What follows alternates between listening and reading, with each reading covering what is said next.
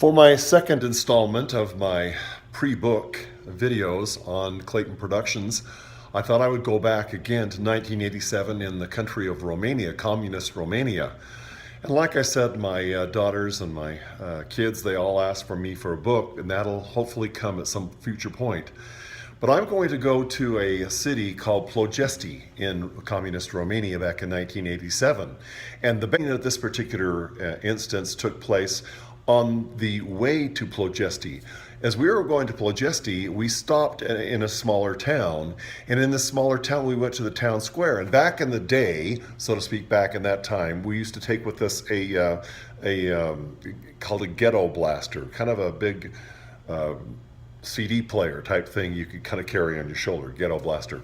Anyway, we did something called a street dance, and the street dance at that particular time actually just took place on the street. It wasn't part of the show. It was just something fun that we did out in the middle of nowhere. And we had done that here in the States, but of course in communist countries it's a much different situation. And so we stopped in this small town, and our guide's name was Stelian Popa. And Stelian loved to see us perform, and he loved the fact that we had the street dance. This is the nature of communist governments. Stelian had graduated from college in economics there in Romania. And do you know where they had him? The government basically wanted him to do, and they put him in a specific spot so they could teach him a lesson. They had him as a border guard between two countries, clear out in the middle of nowhere. And so he could not use his economic degree. He was a border guard. And he loved to hear us sing and everything else. And so we went out into this small town, and we decided that we were going to do a street dance there in communist Romania, Ploiești.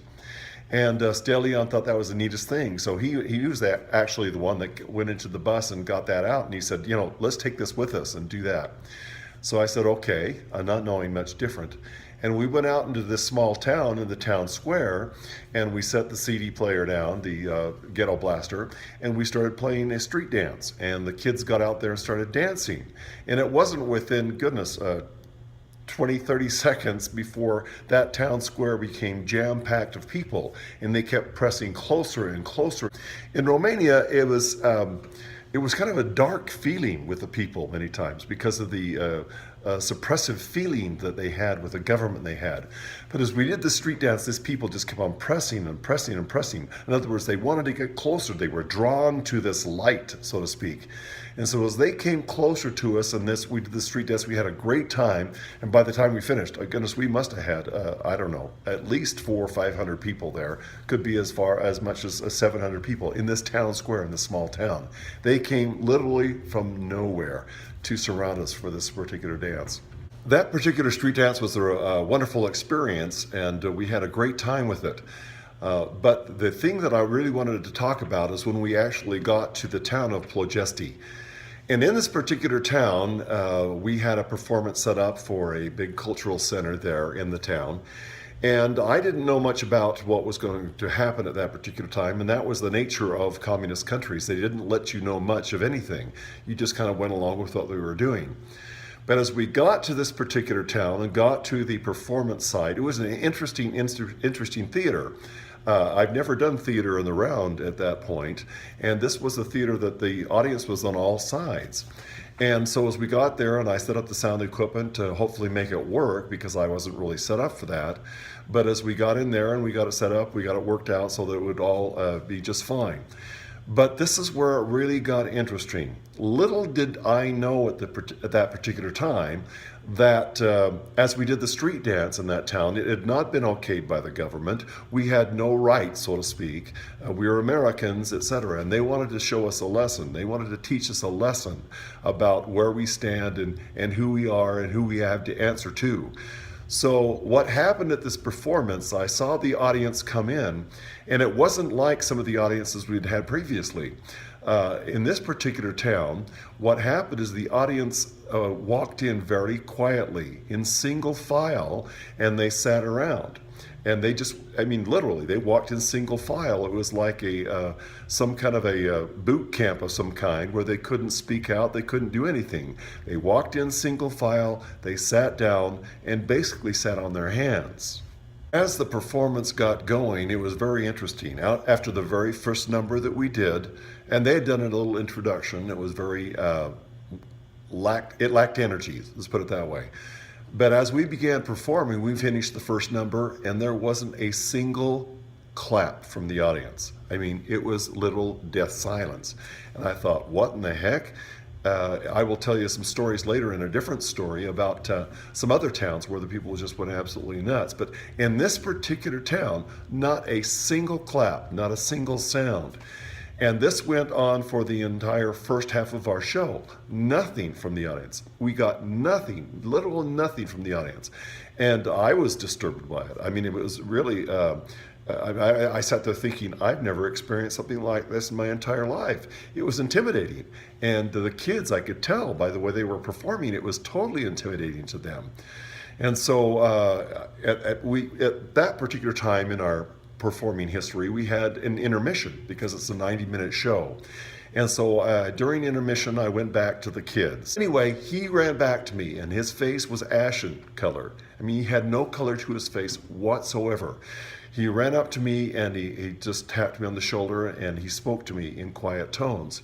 And what he said was, because we did the street dance in that small town without an okay from the government, we were in trouble, basically.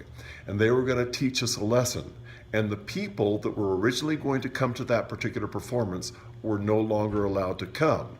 And the ones that were allowed to come and the ones they had sent to the performance weren't allowed to clap or to cheer or to be involved in the program whatsoever.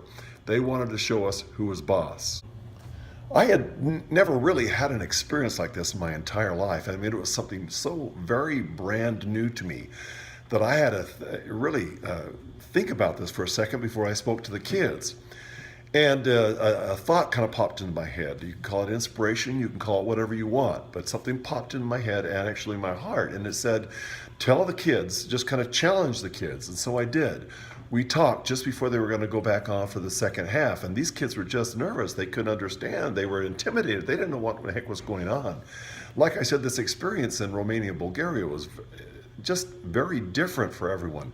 We had never experienced communism like that. We'd never experienced the fact that we didn't have our freedom, so we couldn't express ourselves. But anyway, the thought popped in my head to challenge them. And so what I did say was this, and I didn't take very long to challenge them, but I did say this. I said, you have a choice, kids. You have a very strong choice to make here. You can give in to what they are doing. And I told them what had happened, what Steliana had told me. I said, you can give in to that, or you can do something else. You can come together as a group. And remember, this is the same group that had the light shining from the stage. Remember, I talked about that in my last segment.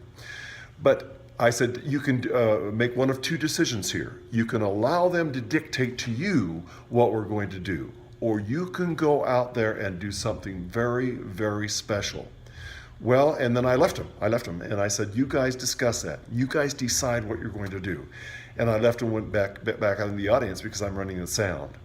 And it was really, really cool what happened. Well, this is where I think the story takes the wonderful lesson teaching turn. And as the kids came out the second half, I could tell there was something different about this group. And there was a unity about them. There was a power about them. There was a will about them. And they came out that second half with such energy, such power, such determination, and such unity. It was overwhelming to me. And as they got out there and they got up there with their bright faces and shining and singing, and they were just going for it 150%. And I can still remember this experience. What a powerful, powerful experience. In the middle of this communist seat, this communist country, they got out there, and after that first number was when they were performing in this town where people had not been clapping, had not been cheering, had not been doing one single thing. All of a sudden they finished that number and I heard someone do a clap. And this began, as they were doing the second half of the performance, began to build and build and build. And each time more and more people would clap. And suddenly the rhythmic clapping began. and the people clapped through the entire second half of the performance. Well, as the second half of the performance was winding down, the rhythmic clapping was continuing, and there was cheering, and it was an exciting time. In fact, you could sense this connection of people. You could sense from communist people that had been taught that Americans were bad and everything about America was bad. You could sense that this energy had completely changed, and there was a unity, not only among the kids on the stage, there was a unity between the kids and this communist audience. And it's totally different. I mean, it was night and day from the beginning to the end of the first half to the second half.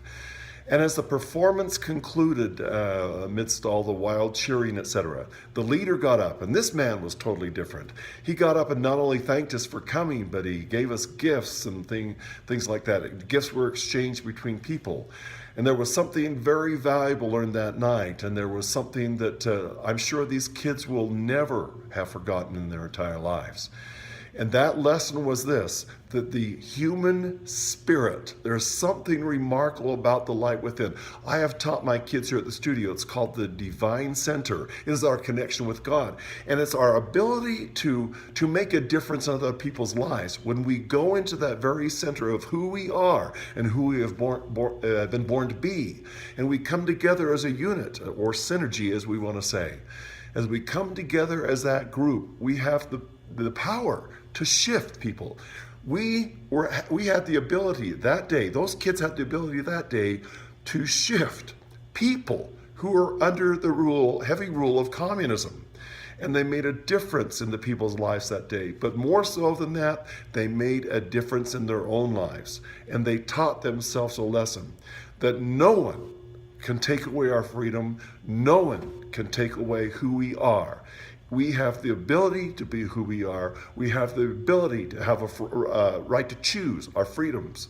We have free agency.